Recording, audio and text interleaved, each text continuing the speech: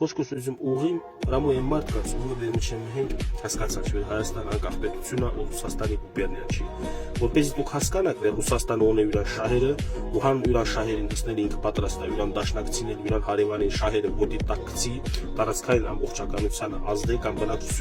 բնակչությանը տանը արյունահեղության վեճ բերիմ հենց վերջինիս ագրեսորի խոսքերը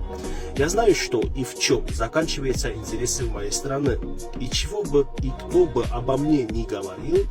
это не имеет ровным счетом никакого значения по сравнению с фундаментальной задачей, в решении которых заинтересована Россия. Но лицом считаю, что Россия, и хасим чи Армения.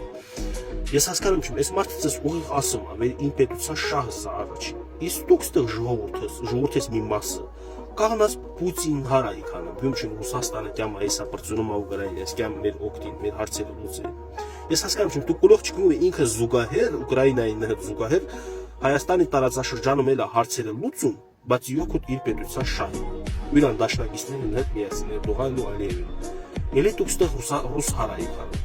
Ամեն ձևի խափել է Ռուսաստանը, ամեն ձևի ինքը գցել է կոպիտ ասած։ Այդքանից հետո գոնե մունք հայ էթնիկ հայերս իրավունք չունի այդ պետության ղեկավարին պաշտպանի։ Ամեն դեպքում մարդը խափել չի ինձ դեպքում մեղադրումը ինքը իր պետության շահը ունի։ Մենք պիտի հասկանանք, որ մեր շահերը իրան շահերն հետ համընկնում չի,